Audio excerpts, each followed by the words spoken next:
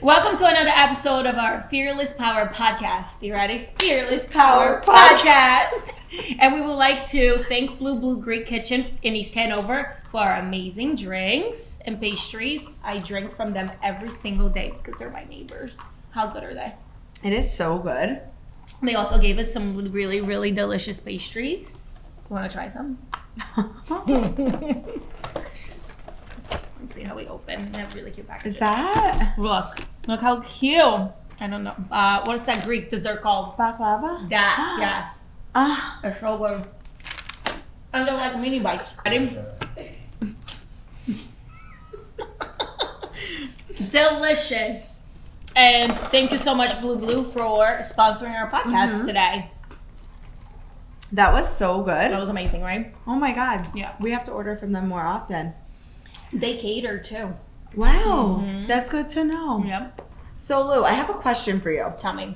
Have you ever had a moment where the tables turned and it wasn't your stylist that needed their ass on fire anymore, but you had your ass on fire and you had to change something? Yes. It happened at my previous salon when I was an owner.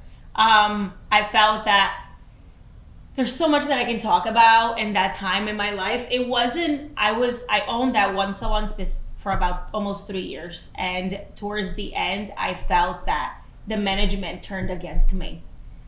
Yeah. So it was very interesting because I had to walk into work every day. Yeah. And I still have to wear all the hats. I still had to You be felt an owner, uncomfortable. be someone to be there to help others, but at the same time, I felt that I was being watched for the whole time. So it felt very uneasy for me. So the best thing that I can say coming out of that situation, it was how much I grew to be able to hold myself through such a rough time and keep that character throughout the entire time. Yeah. And that probably lasted about 3 months. So it was like every single day I would have to like put this face on, and before I got in my car, I was like, I can't believe I'm doing this, and I have to work in the place I own and feel so uncomfortable where I work. Employees notice it?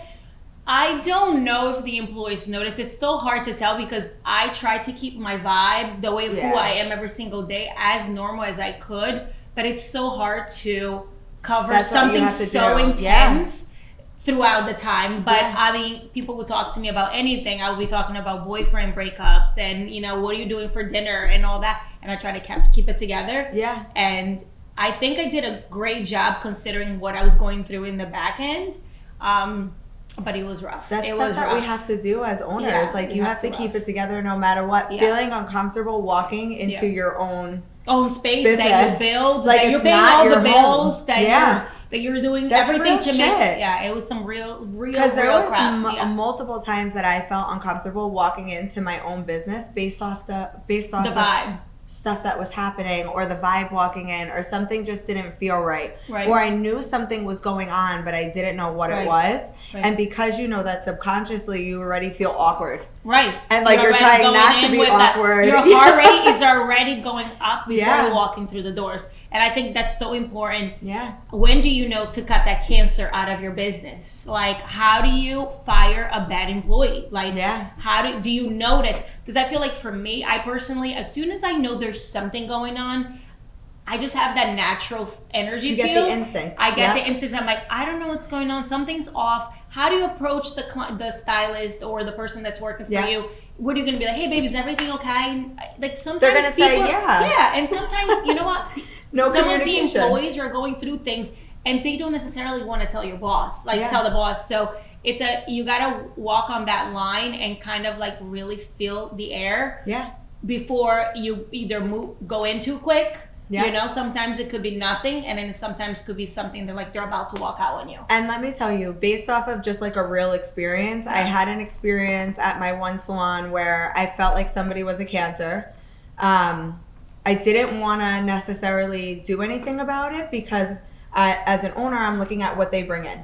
And I'm like, well, if you were looking at their numbers. I'm looking at their numbers. And how long they've been with you. And I felt like it would affect the business. And what if they leave and then somebody else wants to leave right after, like the rabbit hole that you go down.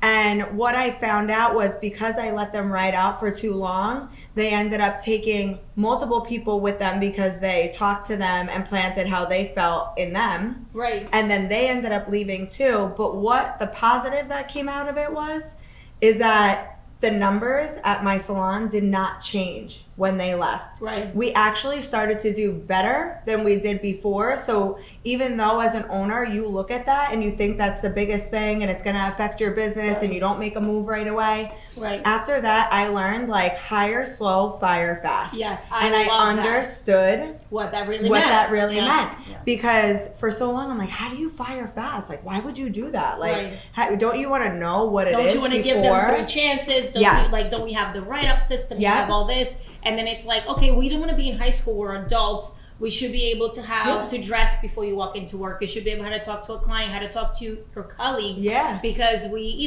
had people that like worked with us that in the beginning everything was great, and every time they walk in, the whole energy shifts. Yeah. And then you're like, the energy shift is the biggest. We literally had to have a meeting and say, hey, can everybody say good morning when they walk into the building? Because if you don't say good morning, you're not being nice to your employees and to the people you're working with. So we had a little rule that we had to say, everybody when they walk in, you have to say good morning. Good morning, no just matter say what. Good morning. I don't care if you're a morning person, if you're not a morning person. It's just part of polite. You don't have to have a complete conversation. Yeah. Just come in and be happy to see everybody that you work with every day. Like, don't come in and like sit on the couch like, yeah. And right, you know what? I feel like our industry, we're creators, and I tell my stylist all the time, I encourage everybody to work 4 days a week. Yeah. If you want to work 5, that's totally up to you. I think after 5, you get that burnout. Yeah. And I reached a point in my career that I got burned out because I was doing 5 days a week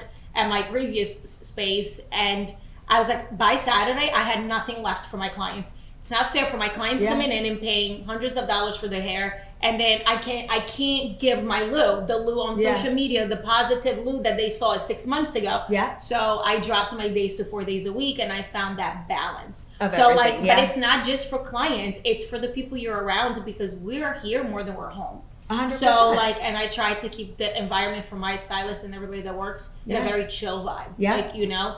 And it's important. I think that another thing based off of like what we were talking about before with our employees and like when you find that cancer, it's like if you're always hiring for your salon, you are always hiring because that position is easily filled with somebody else that's ready to hustle and ready to grow. Yeah. It's like we think and we put all these people on pedestals because we build relationships with them. Right. But any employee, from what I've learned, has like a 5-year max, maybe a 7-year max.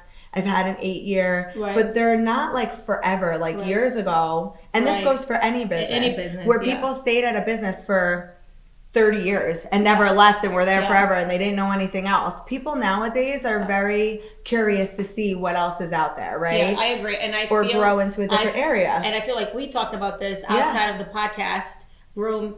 And we said, what did we say? We said, like, if you start a partnership, right, which we're going to get into in our next episode, but if you start should we have an expiration day? You know, like, should we be like, okay, in 5 years, here's the contract that we ended and we have to re-sign? I felt like that's such an important thing that if I ever go into a partnerships with anyone again, I will have an expiration contract. So, like, okay, we're going to give you 3 years. We're going to give you 3 years to grow this brand and get it together. After 3 years, it's our expiration date. Do we want to re-sign for another 3 years? It's almost like it's because I feel like that way you don't get attached like to certain things. And I also feel that like if you're going to a business partnerships with anyone, I don't think both of us should own 50%. I think you got to have a person that's a little bit higher, so that person understands that they're a little bit higher, and you have to be a little bit in charge of the operations. You can't be, you can't have 2 people in charge of 50-50. Which we'll get into definitely because that is a really, really good point, and I feel like we could elaborate on that so much, and I think having roles is so important in having a partnership. Yes. And I also think that like with our employees or anybody that's in it, like having also a contract with them, because it could go either way, right? the reason for when I had like, I guess you would say like a walkout, because that cancer caused to multiple people, right? And a couple people left at the same time. Right. It kind of forced me to have a contract, even though it was a very minimal one. But we felt like we needed to put a value on everything that we did for people, because no matter how much you do for people, if they are looking for something new or want to try something new, it's not a shot at us as the owner. It's just them and their growth. Like, did you ever walk out of a place to be an owner? Yes, we all did it, right? We all did it at some point. You have to at some point, right? And I walked out of my last employee before I opened my salon with one of my other girls who is like my main person. Right. And we went together to my salon, and I had to do that to somebody else, you know? I think at the end of the day, it's like how you do it. Right. I think also how us as owners deal with stuff like that when it happens. Right. Like what is a way that you deal with situations like that? So I feel like just because somebody's leaving your business, there's no reason to unfollow. There's no reason to become an enemy. Like you're going to lose employees forever. You own a business. If I can get my people to stay with me forever, of course we will. Love that. We all know that they're going to grow, they're going to expand, just like you said, to have that 5-year, that 3-year, the 8-year. There is no more like 15 years in the salon. People are like they're more like wanting to do things for themselves now. Awesome. But while they're here, I feel like give it all as an employee. Yeah. We give them all, but like it has to be a fair ground. Like if you're gonna leave, give us notice. Don't leave it in a bed. No, do it respectfully. And I feel like that's all I ask for. Yeah, because you don't bash on social media. Like I don't care if the next day you post the salon that you're gonna be or the suite that you're opening or whatever. But like, don't unfollow, don't block, don't become mean girl. I am like so big on not being a mean girl. Yeah. And I love relationships with women. And I feel like like why do we have to be who's better than what? You know, like I actually had an example. I was talking to someone that we both know, and they're saying, she reached out for her daughter to get a haircut with Darlene, and then the father reached out to me to get a haircut with me, right? And then I say, oh my God, that's great. And then I saw the photo that the haircut was cut. I was like, oh wow, it looks beautiful. And then you go, you know who I'm talking about. His name, Gabe. Yeah. And Gabe is like, oh, are you guys friends? I'm like, there's no competition. Like, it's all good. Like, but people are shocked by that. Yeah, like, I don't want to compete with anybody. Not like, everyone my networks. business is this, your business is that. This is why we're doing a podcast. Yeah. There's nothing to be against. No, if anything, we could grow our brand together. Yeah. Which is absolutely the most beautiful thing. Which I love that. And I think it's good too that we're explaining to everybody real shit that we've actually been through, because these are things that I never thought would happen to me. Right. Owning a business, because I thought I was a different type of owner. Right.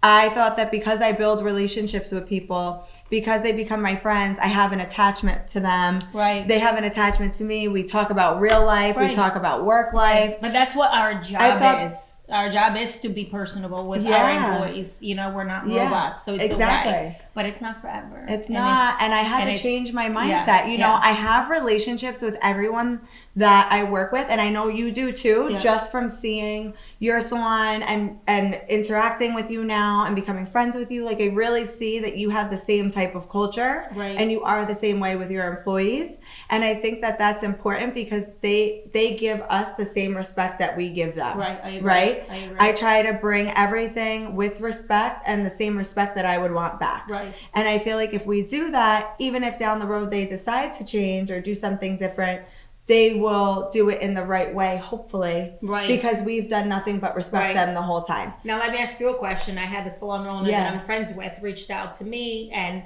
she was having a hard time because she actually thought that the employee thought that they were friends outside of work. Yeah. And she's like, girl, I love you, but like, I'm your boss. There has to be a boundary. And I think she had a hard time putting the boundary, because it was a smaller salon. And she was just like, I don't know what to do. I love her. I think she's a great worker and all that. Yeah. But like, in the end of the day, I don't want to hang out on the weekends. Yeah. It's like, yes, let's talk about life during the work hours, but like at the end of the day, Sunday, Monday, I want to be with my family. I don't want to be friends. Yeah, we're together all week. Yeah, we're together all week. Yeah. We don't need all the time together, but you become very accustomed to very people that you work with every day. Absolutely. So I do think it's really important to have that line of friendship and boss, or if you already have a friendship with the person that works for you, having the conversation of like, hey, I'm your friend, but when I have to be your boss and when we're at work, you have to be open-minded to things that I have to tell you and not get defensive because I'm your friend. Like you have to know when we're friends and when I'm being your boss because I want to help you grow. It's a very hard ground to break. I think that for me, I'm close to all my people, but there's certain things I don't want to hear. Yeah. Like if they're like, it's one thing to talk about boys and this and that, but like when like the real deep stuff, I don't want to hear. Like I don't want to hear what was done on Sunday. Like you had a great time. That's what I want to hear. Yeah. There's certain things that I'm just like, that's the boundary that I cut. Like I don't want to like. Would you go out and party and do it? Yeah, like as much as I would love to have a good time with my people too, but like it has to be in a respectful way. 100%. Because at the end of the day, we are paying their bills, they're paying our bills, and we have to keep that professional environment professional. Yeah, and then that goes back to what we talked about a few episodes ago, is like what our culture is and keeping that culture, and it all stems from us, right?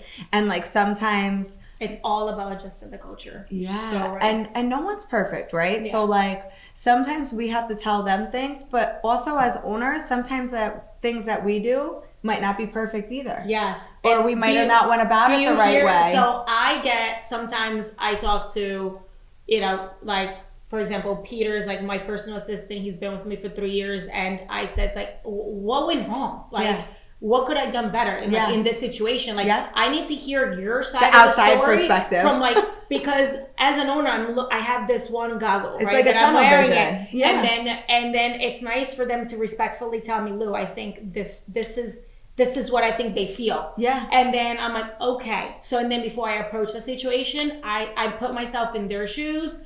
And then I'm like, okay, the outcome is completely different after I like hear the other side too. Also to my husband, because he doesn't do hair. He's total like IT guy. Yeah. So I go home with him. I go home and I tell him, like, this happened. I'm like, and he goes, but Lou, you got to think about it this way. And then I'm like, how do you he helps me out a lot with that. Yeah. You know what I mean? Yeah. Because he has a total different outlook on that. Is that with you and Felipe too? Like, because he doesn't do hair, but is he in the salon often? He's in the salon often, and he could definitely do hair at this point. Like, he could talk to he knows where like a 5 and a 7 is. He could talk to a client and have a full consultation, and they all want to book their appointment with him. Yeah, that's how much he knows about hair, and he's also a good salesperson. But he'll tell me stuff. I do feel like, just touching on that a little bit before we run out of time, like I do feel like because he's my husband, sometimes I get defensive. Yes. And sometimes I'm open-minded depending on where I'm at in that moment. How low you are at that moment. Yeah. Damon says that all the time. He's like, Lou, you come to me, you listen to me because you're this low. But when you're up here, you hear me, but you're bitching about it. Yeah. And then I'm like, it's totally right. There's two Lou's. There's two Lou's. Because I'm your husband, you don't want to hear me. But if I tell our other employee, they're so open-minded to what I say. Yeah. So like focusing on that too, because we need that outside perspective. Yeah. We want that outside perspective, but sometimes when it's delivered, it's tough to hear. Yeah. Oh yeah. But it's tough love. Okay. You're like, okay. You gotta smile. And then you just hang up and you don't even say I love you. I gotta go. Bye.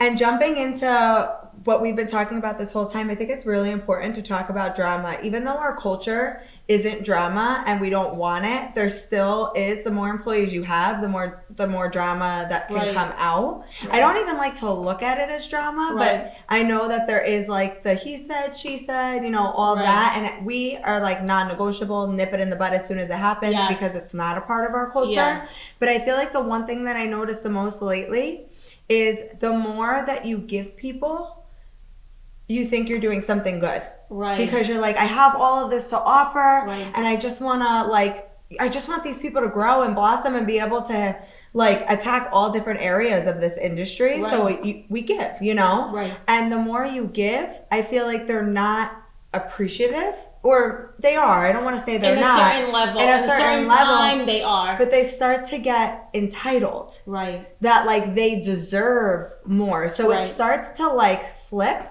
Right. And it's like, hey, because I gave you all of this, now you're starting to feel like that I need you. I deserve it. Right. And I want more. And then they start to feel like that we need them more than they need us.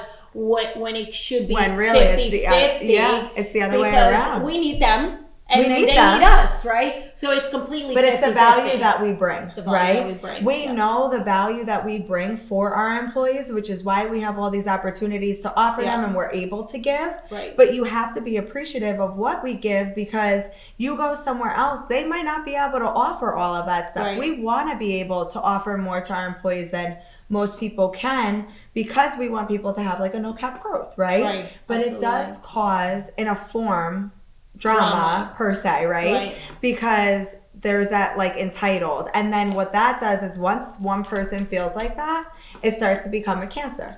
They start to talk to others about it, and then they're like, oh, you want that? I want that too. Or, oh, you feel like you should get paid more? I need to get paid more too. But even though this person, maybe it's been with you for 5 years and had gone above and beyond, and this person just got hired, but maybe that person has a higher sell, but like they feel like they deserve it more in a 100%. way. Yeah, it's trying to find a balance, and I feel like the way I'm running this business now, my 4th salon, is so weird saying it, because it's like it's only been like 5 years. It's amazing 6 years. Because you learn from everything that you went through. Do you know how many logos I have made? I'm done making logos. You're a pro logo maker. But it's not to get off topic. You can't change your journey. You can't change. Yeah, exactly. Your journey is for a reason. Yes, I understand. I totally get it. It's just funny because people by now they're like, "Oh, you own 4 salons." I'm like, the knowledge that I've gained on the way. I am where I am for a reason. Absolutely. But I feel that with the stylist, I feel like at La Vida, we want to give out the education. I'm always asking them, like, what do you guys want? Do you have any educators that you want me to bring it in? Because we are in a smaller salon. You own multiple, so you have a bigger team, a big education system. We are just starting our education system. The culture is so much better when it's smaller, too. Agree. Like right now, it's great. We have a great team. But like, of course, we want to expand. We want to hire more people. And it's like, yes, we've got to start your education. You're going to start giving more and more, sending people out to do this and that. So I'm excited for that. Because do you feel like you get drama from that stuff though? Not yet, right? Not just yet. I feel like I try to even everybody out as much as I can. Like there's certain educators that come in, they are charging their tickets. So okay, 2 people gets this. We got an extension class coming in. Okay, 2 people gets that. And the next one. So I'm trying as much as I can to balance their paycheck to make sure that they're still able to get something out of it. If not all. You know what I mean? And I think it's just really important. It's not just about who has the biggest sell in a salon. I think it's also who shows the most hustle in a salon, because you could be like such an amazing employee and not have your sales up here yet. So and then that person has the sales up here, could be the drama person in the salon. So like it's just balancing it out, balancing out the clients too. Yeah, absolutely. Do you feel like there's any area that you struggled with? Like, I know that you had the old salon and then you had the suite and then this salon. Like, is there anything that you felt like you struggled with in either one that was like something that you had to keep your cool, not let emotions get the best of you, and kind of just deal with like a situation that felt like more of a drama feel? I felt that at some point at my older salon that my character wasn't who I was. And I was being pictured a certain way that it wasn't who I was. And I was like, how do you see this way? Like, I'm like, oh my God, I'm like beyond. You felt like you weren't being genuine I wasn't to yourself. And then I'm like, I'm trying to be so genuinely given to in so many levels. It could be in a business level, in a whatever level. But I just felt that I was seen wrong. And I almost felt that I was getting painted that way for a reason, you know? And listen, there's always 2 sides to the story. You know, you're going to have a walkout like you did, and I'm sure those girls have something to say. Which you don't think is going to happen, but it does. You don't think it's going to happen. For you, you're like, I'm clear-minded. I know exactly what happened. I know what I give it to those girls, this and that. it's great, but they have a whole other side of the story of what really happened when they walk out. Yeah. And it's fine. I'm okay with two sides of the story. Yeah. But like, I'm all about being empowered and growing from the mistakes that I made. No one is perfect. Yeah. Nobody's perfect. I think going through all of that too helps you be more solution based. Oh, and I love that I can like how do you say it? Like solve a problem right away when that comes. Like hiring a person now is so much easier than it was before, because I'm not hiring because they have a following. I'm hiring because I have to make sure it fits in my salon. You want to grow and you want to build the culture. Yeah. And you know what? Like, to touch really quick on that, a lot of people put on their like Instagram page hiring with following. Why are you only hiring people with following? I get it. We all want to make more money, right? But like, there's nothing better than starting someone from the ground up. Because the people with the following come with all the bad habits. Come with all the bad habits. And you know what? They might be the ones opening the salon in the next 2 years, which is fine. Yeah. Which is completely fine. But they might take all your staff with them because they could be the cancer eventually. And I'm not saying that's for everybody. No. I could have somebody come in from a salon with a following and just love the environment, being here forever, right? Yeah. But like, I love building my team from the ground up. If I can get beauty school people, I want to build them from assisting, from washing hair to holding the foil. I just love seeing their first client. Because guess what happened when you do that? Yeah, well, the fulfillment on my end. When I see like them take their first highlight, I'm like, oh my God, they killed it. And all your non-negotiables are nipped from the beginning. Right. Like, this is what we stand by, this is what we don't do, and they grow with the culture, so you don't run in to those issues, you know? And that's with any employment. It doesn't have to be salon related. Yeah. It's with anything. A lot of the time, interns or anyone that you bring in and building them from the ground up, you also get your return on investment, right? Absolutely. You invest in them and then they become successful and you get your return on them. Absolutely. Your ROI. Hopefully they are that stylist that will be with, or the employee that will be with you for 5 to 7 years because they've been with you from the beginning. Gotta keep growing these girls. But it's all about, while they're growing, your education program becomes so much stronger because 100%. You're just constantly learning from them too. Yeah. So it's a 50-50. Yeah. We're winning, they're winning. It's not just them. It's not just us making money. It's all overall for the business. And for everybody. For everybody. Yeah. I love this podcast. I can talk about, in this episode, I can talk about this subject all day. Me too. All day. Yes. You want to take us out on this one? Yes. Well, thank you so much for watching us today. We are so excited to give you more, and hopefully you guys are enjoying it. The Fearless Power Podcast. Good night, everybody. Good night.